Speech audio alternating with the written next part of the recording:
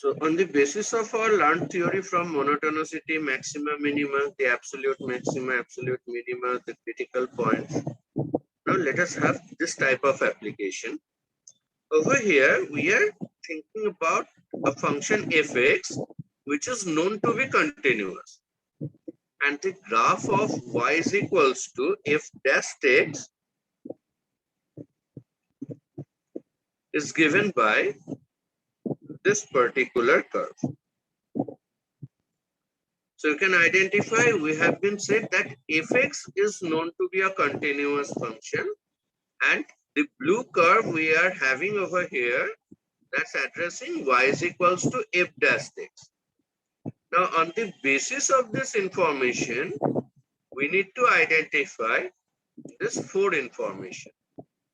Find the points where fx has a local maxima, fx has local minima, fx is non-derivable, and lastly fx has inflection points.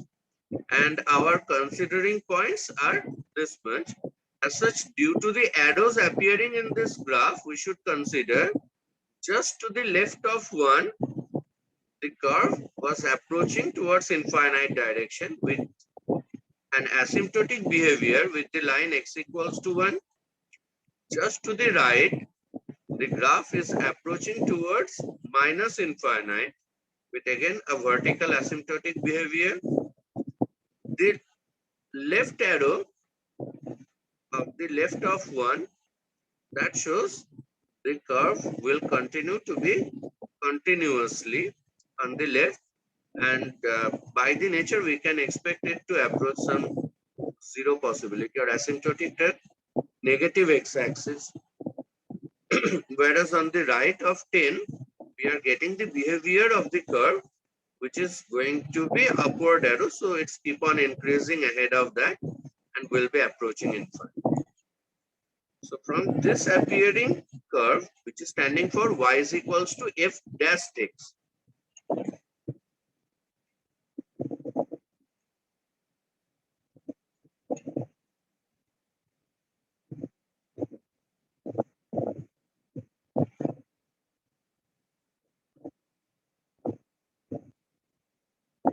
Is it okay with everyone? Yes, sir. So can you think of a procedure by which we can get to the maximum? Like from this curve of y is equals to f dash x, how to identify the maximums for y is equals to f of x? Sir আমি বলবো Yes. Sir আমরা জানি যে কোনো যদি function fx থাকে তার local ম্যাক্সিমার জন্য আমাদের ওই পয়েন্টস গুলো খুঁজতে হবে যেখানে f dash x equal to 0 May or may not be হ্যাঁ true. মানে ওই ম্যাক্সিমাম আর মিনিমা ওই পয়েন্টের জন্য আমাদের f dash x equal to 0 প্রথমে সেগুলো দেখতে হবে ওই পয়েন্টস গুলো Okay, so this is first lot of checking. হ্যাঁ yes Very good. For maxima or minima Okay. তারপরে ম্যাক্সিমা হওয়ার জন্য f dash x এর ডিফারেন্সিয়েট করলে that has to be negative Okay. স্লোপটাকে নেগেটিভ হতে হবে basically then that is And if I do have an extrema which is non-differentiable or any such sort of thing, still we can have the idea. Like Yes. you might have an extrema which is not smooth. Even then, before reaching the point, if I do get increasing behavior, and after reaching the point decreasing behavior, that can give us a maximum for y is equals to fx. f double dash x দেখলে বোঝা যাবে Yeah, definitely you can go for f double dash x, but particularly ahead of that, without going much, like definitely we can go for far more detailed analysis, but right from this appearance, can we conclude something in this direction to identify this fourth type of behavior? We need to identify maximas, we need to identify minimas, we need to identify non-derivable point, and we need to identify inflection point. So as per this diagram, first of all, just try to answer, is there a point where the function f of x is non-derivable? Sir, 1 and 8.5. Sir, 1 and 8.5. So you believe 8.5 is non-derivable? And what does non-derivable means? First derivative does not exist there. I am just zooming into 8.5 correspondence. It's existent there, right? So can I say function is non-derivable at 8.5? We are talking about y is equals to fx, and we are looking at the curve of y is equals to first derivative of fx, that is y is Sir, equals to f 8.5 এর dash x. derivable হতে পারে fx টা। হতে পারে, or it should be, or it must Sir, be. it must be. It must, because already the graph ensuring that first derivative exists finitely corresponding to 8.5. Yes, the double derivative does not exist, right? Yes, sir. Because if it is the curve of y is equals to f dash x, this particular curve is not differentiable as 8.5, but as derivative of this curve means if double dash x does not exist for 8.5. Anyway, when we are answering non-derivable, we need non-existent of f dash x. So are we getting that anywhere apart from 1?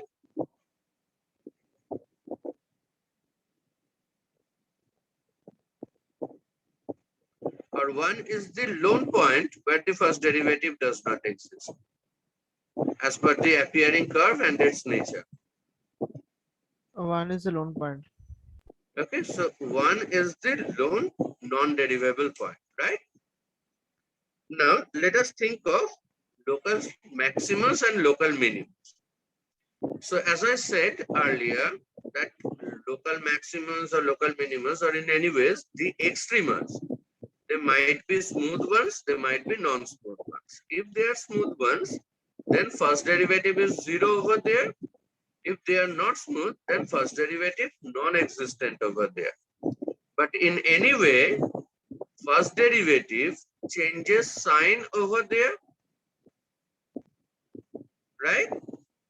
Like about a maxima point, we should have this behavior that the function was increasing before reaching the point and decreasing after reaching the point. So in terms of first derivative, positive before the point, negative after the point.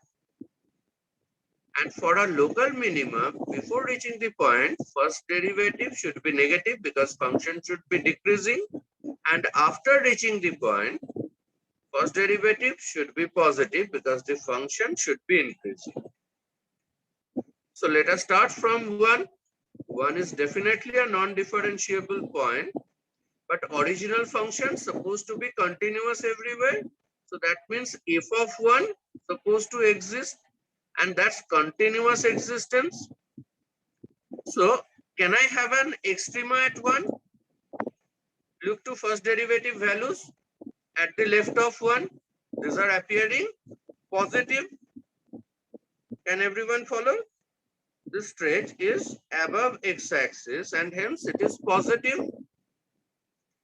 Yes, sir. Whereas just after 1, we do have negative values for the first derivative. So that ensures if just 1 does not exist, so 1 is non-differentiable point, that's fine. But before reaching 1, first derivative is positive, and after reaching 1, first derivative is negative. That confirms the local maxima at 1. Ah, sir. The same behavior also been found at 5 with f dash 5 appearing 0, and also at 9, right? So 1, 5, 9, these are such points where left to this point first derivative were positive, and right to this points first derivative was negative. So that's sufficient to conclude that they are local maximas for the continuous curve y is equals to fx, or continuous function y is equals to fx. Now if I look into 2, 8.5 and 2, 8 and 10. At these 3 points, first derivative attaining 0, and about these points, first derivative changing from negative to positive. That means original continuous function fx was decreasing before these points and were increasing after these points. So that means 2, 8 and 10, these are going to be local minimas. So far, is that clear to everyone? So 1 is non-derivable. Along with that, 1, 5 and 8, 1, 5 and 9, these have been found as local maximas. 2, 8 and 10, they have been found as local minimas. Now, inflection points. The basic description of inflection point was the point about which curve alters its convexity. Now, that may or may not be smooth. Double derivative may be 0 over there, may not be 0. But if the curve is changing its convexity about that point, so double derivative is changing sign about that point. So let's check to the left of 1. First derivative was increasing, so double derivative was positive. Even to the right of 1, first derivative is increasing, so double derivative still positive. So about 1, double derivative does not change sign. But you can think of at the right of 1, the first derivative was increasing up to 7.2 and then it starts decreasing. So about 7/2, first derivative changes its monotonic behavior, means double derivative changing its sign. So 7/2 is a point of inflection. Then first derivative is decreasing up to 13/2. And then it changes its monotonic behavior. So 13/2 is our second point of inflection. Next, my first derivative keep on increasing up to 8.5, then started decreasing. So double derivative does not exist at 8.5, but double derivative is changing sign about 8.5. So this is our next point of inflection. And so on ahead of this, the function of f dash x is decreasing up to 9.5 and then started increasing. So again, double derivative will change its sign about 9.5. So these are going to be our point of inflection. Are these logics clear to everyone? How to decide local maximas, local minimas, non-derivable point, and point of inflection. So just have a look towards the solutions. The green ones, 1, 5, 9, we have got maximum. 2, 8, 10, these are minimas. 1 is the lone non-derivable point. 7/2, 13/2, 8.5, 9.5, these are point of inflection. Has everyone followed so far? Yes. Now, on the basis of this solution, you should try out this one on your own, even over here. It is same question, similar question. We again have the information that fx is a continuous function.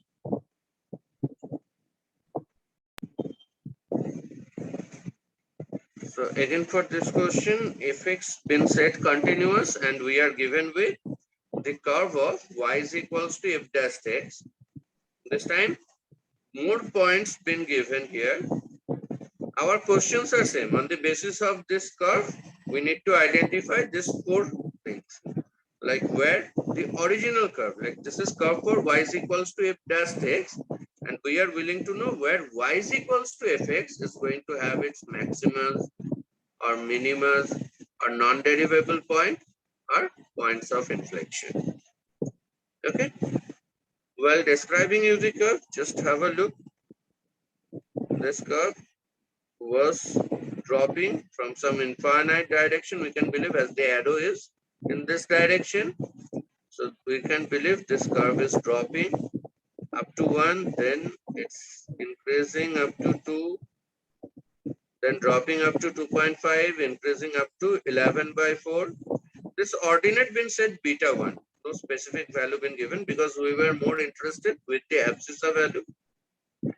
Then it's dropping, attaining 0 at 3, attaining minimum at this point with abscissa 7/2. Again increasing and attaining 0 value at 4 and keep on increasing. Between 5 and 6, you can identify, I'm zooming in for you. Between 5 and 6, it's a constant behavior. So increases up to 5, then constant behavior between 5 and 6, then dropped up to 7, increased up to 17/2, start dropping and attaining 0 value at 10, keep on dropping with vertical asymptote 10.5, and on the right of 10.5 again the vertical asymptotic behavior, but this time it's increasing, attaining 0 at 11.5, increased up to the point where the abscissa is 12, then started dropping, again attaining 0 value at 13, and then keep on dropping. And remember, this is the curve for y is equals to f dash x. On that basis, you need to conclude about y is equals to f of x. So firstly, you try on your own, then I'll have a discussion.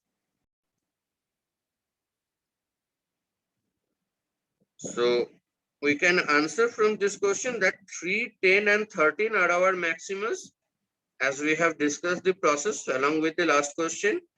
3 over here, first derivative changes from positive to negative.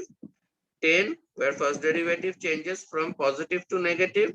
And 13, these are the 3 points where first derivative changes from positive to negative. So accordingly, 3, 10, and 13 are going to be our maximas. There are 2 points, 4 and 11.5, where first derivative changes from negative to positive on both these points. So that means 4 and 11.5 will be providing us 2 local minimas. The lone non-differentiable point is 10.5, whereas all those points where the first derivative curve, which is appearing, having some local extrema, or the derivative of this appearing curve, that is second derivative changing sign, these are all going to be inflection point, as we have got the response from your end. These are going to be 1, 2, 2.5, 11/4, 7/2, 7, 17/2, and 12. I'm just showing you the whole solution by rotating the page once, so that you can have a clear-cut idea what is happening and how it is happening. So first of all, 1 is such a point where first derivative changing its monotonicity. 2 is of similar category, 2.5, 11/4. These are all such points where first derivative changing its monotonic behavior, and hence we are going to get inflection points over there. 3 is our local maxima, as over here about the point 3. We are getting first derivative changing from positive to negative. 7/2 is again some extrema for first derivative curve. So it will be point of inflection for the original curve y is equals to fx, or considering curve y is equals to fx. Next, at the point 4, we are getting the function, that is first derivative curve changing from negative to positive. So 4 will be a local minimum. 5 over here, an increasing curve of first derivative changing into a constant curve. So that means second derivative for the original function, or considering function y is equals to fx, changes from positive to 0, and at 6 it is changing from 0 to negative.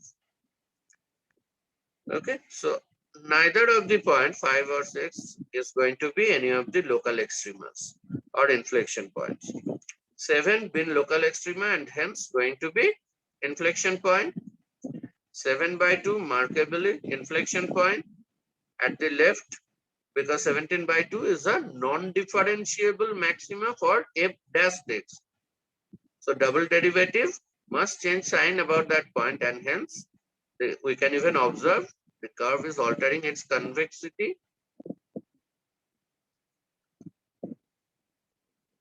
Okay. So if I think of the third derivative, that is double derivative of first derivative, that's not changing the sign at 8.5, that is 17/2. But if I think of second derivative, that is derivative of appearing function, that must change its sign because an increasing function changing into decreasing. Okay. So for original function or considering function y is equals to fx, all we can conclude is an inflection point here. Then at 10, again it changes from positive to negative, the first derivative. That means considering function fx will have a maxima here. 10.5 is a non-derivable point. At the left function, first derivative was decreasing, means double derivative negative. On the right, first derivative is increasing, so double derivative positive. So 10.5 will be an inflection point for the continuous curve f. At 11.5, first derivative changes from negative to positive, so that's a local minima. 12, a local extrema for first derivative, that is appearing curve, confirms inflection point for the original and considering function fx. And the last critical point is 13, where first derivative changes from positive to negative, confirming 13 to be a local maxima point. And by the nature of the curve, there is no scope of having any other critical points from this.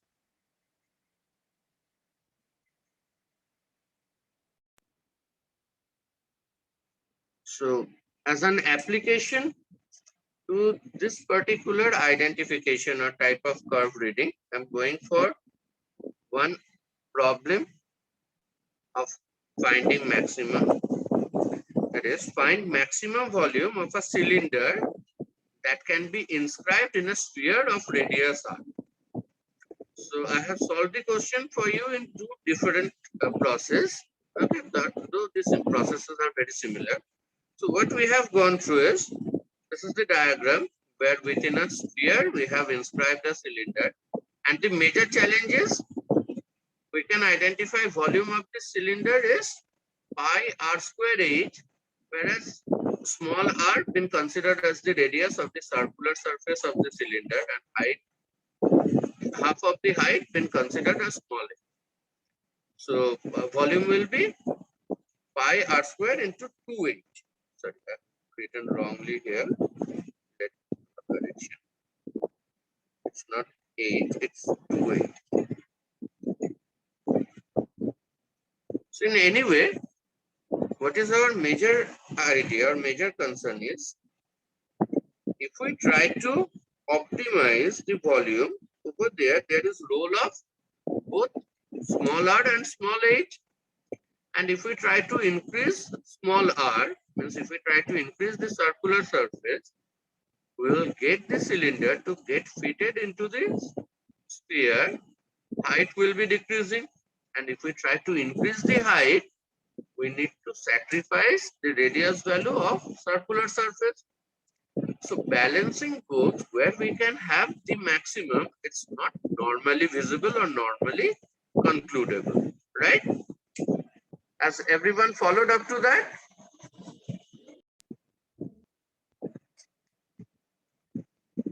Now, to have this balance found through calculation, I've gone for the relation of small r, small h, and capital R.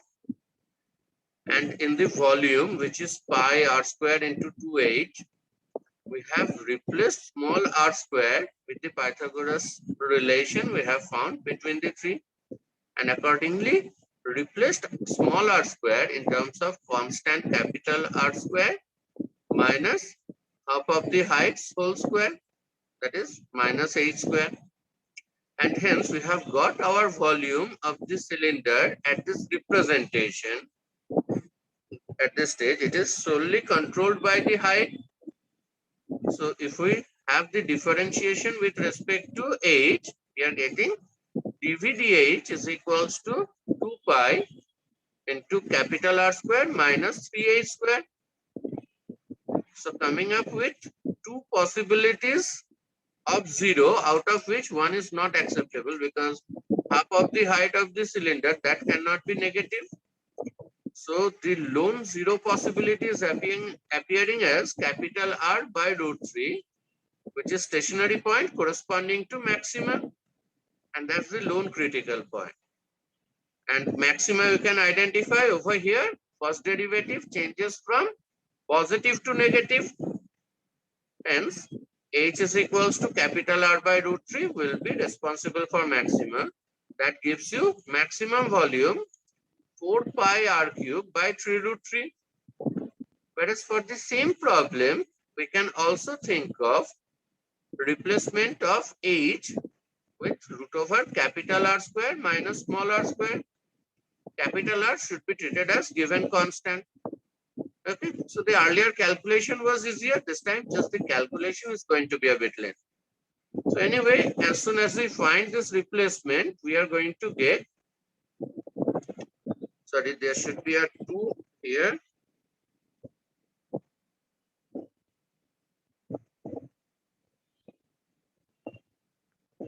Accordingly, dV by dr, as it is solely dependent on R, so dV by dr, this is going to be the expression with critical points of dV dr are 0, root over 2 by 3 into capital R and capital R itself, out of which capital R itself is non-derivable critical point.